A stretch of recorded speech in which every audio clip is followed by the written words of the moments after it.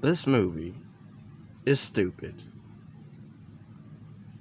I mean, it's a 2015 film. It's supposed to be a crime horror thriller. It's really not a crime movie. It's more horror thriller, mainly horror, and lame at that. I mean, I meant to watch this back when. Then never got around to it, really. But, of course, it's directed by Winn, who I don't know what else he's done. He also co-wrote this with someone. The plot is basically two women. One of them is paranoid that her fiance is seeing someone or hiding something about a affair in a storage unit, so she wants to go to the storage place to find out what's there. So her and her friend does, and at the beginning I was a bit confused on who her friend, the blonde girl who accompanies her there, because I'm like, is she supposed to be her sister or just her friend? And they don't say that until like mid through, when she's like, oh, this is my friend that came with me here. So at the beginning I'm kind of confused on who's who. But yeah, like, it's her and her blonde friend. They go down to the deeper part of the storage building, and of course there's like this thing that happens with her friend. She gets kidnapped and locked in a back unit. So then it's up to the lead girl to try to get help. And throughout this movie, there's different people that are on different levels of this storage building. Like, there's this married couple who's trying to get a divorce, or either they already had a divorce, or no, they're trying to get a divorce, because the guy actually explains that.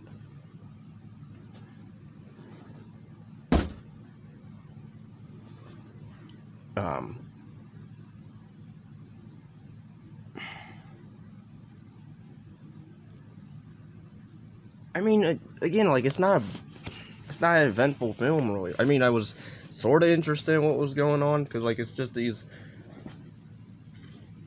three people at first. There's a cop she runs into, or a detective, who at first I was kind of on his side, because at first they're doing pretty smart things where they're staying together. It's him, the lead girl, and this other girl.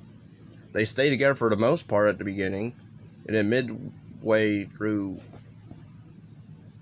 they start to split. Then they run into the ex-husband of the married couple, because then the ex-wife gets taken. And the gore in this isn't really that much to run home about. Like, there's really one decent kill, and that's the Indian guy who gets like those saw. It's like a. I don't even know how to explain it, but he basically gets sawed in half, and that was pretty cool. But it was quick, and also at the beginning they showed there's only like two workers that work at this storage building. There's the desk guy, who's the boss, I guess, and then he has a younger guy that works there, but then he dies. And then these people get picked off one by one, basically, because then one girl, I guess she's pretty much a druggie, because then she wants to go off and get high or whatever. Then she dies stupidly. I forget how she even dies. The way it was edited was odd. To me, even the editing in this is kind of whatever. It was just there. The acting in this is fine from mostly everyone, and the look of the killer. I don't even know if to call him a killer, because I'm not really sure if he's trying to kill anybody, or these people, because you find out the desk clerk guy or owner, boss, whatever, he's basically behind it all, and he pretty much kidnaps these people that either rent these storage units. He kidnaps them for what, I don't know, because then I guess he just hoards them in these storage cages, or not cages, but rooms on different deeper floors. And then we do find her best friend who's dead in a tunnel or something. That doesn't really do much. And then she's able to, the lead girl's able to escape, but then not really, because then she's stupid enough to, my wallet or whatever's trapped in the, there. So then she opens this freaking, vent thing that leads to, like, the sewers. And then basically the guy grabs her arm, and then it cuts to black. And then I'm like, oh. Because I went to look at reviews for this movie on YouTube, and somebody actually put the spoiler in the thumbnail. And I'm like, what? Because I was really hoping that wasn't going to be like the ending where the lead girl ends up becoming not, again, these people he kidnaps, like he staples their mouths closed for what, I don't know. I guess for them to not scream or whatever. But then, like, so I guess they're not, so the guy that was stalking them the whole time, Jeffrey, he calls him, I guess basically he wasn't really trying to kill anybody. It was this desk boss clerk guy that was basically killing everybody off. But, and this lead girl, like, she can't really fight for worth of crap. Like she gets thrown around, like she gets a few hits in, but overall, like, I was like, you know what? If you can't even hold your own much against this guy, like, come on.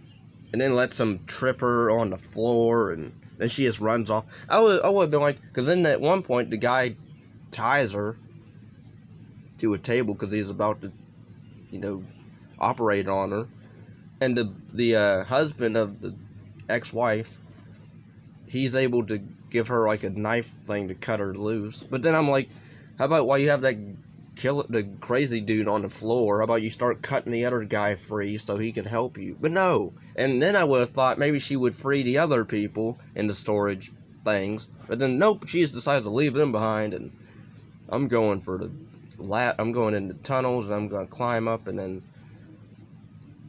again, she was free. And then she's like, oh, I can't leave my wallet behind. Why? Like, who cares? Like, you're free. Just run to get help. But no. And then it cuts to the lead girl's fiance, who I guess, I forget what the dialogue he even said. I guess he's, I guess this store clerk guy or something, he must have, I don't know what he did. Like, either he must have pretended to be her, wrote him a letter or something, and, broke it off or whatever. Or maybe he thought that she bailed, so it's like, whatever. But I don't know. So this movie sucks overall. Like, the effects aren't really much to run home about. The characters aren't really much to run home about. Even the detective guy, like, he was pretty decent, because you find out he's trying to, the reason he went back in the storage place, because he had money hidden away. Shady money, I guess, and pretty much he's trying to provide for his family and stuff like that. So I sort of could give him leeway, but then he dies, and his last words are, I can't die, and then he dies. But yeah, like, it sucks, because then the last frame, a scene in this movie is the lead girl in the way down in the deep, bunker of this. Oh yeah, also the alternate title for this movie is called Bunker, which I'm like, whatever. I think even the movie called it Bunker, or The Bunker. I'm like, it says the Hoarder on the poster, okay, but in the movie it says the Bunker, so I'm like, what? Did I put the right movie on? But yeah, this movie overall is a waste. This is a time waster. I would not watch this ever again. because the ending's stupid, where it's just her in a dark, locked away storage unit with her mouth sewn.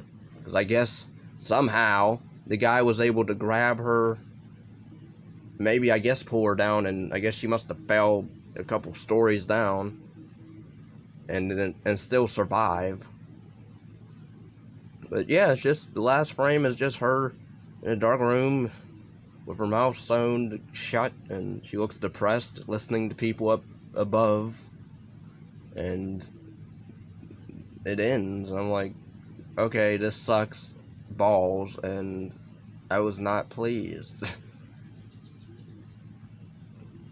So again, the acting's fine, but the characters at first are doing smart stuff, staying together, but then they decide to split off. And then even the ending again was stupid. It's a depressing ending. Granted, she doesn't die, but she might as well die, because now she's gonna stay down in the, underground dwelling with the others. So, screw this movie. But anyway, thanks for watching. Take care. Peace and love. Like, comment, subscribe, and share. And, yeah.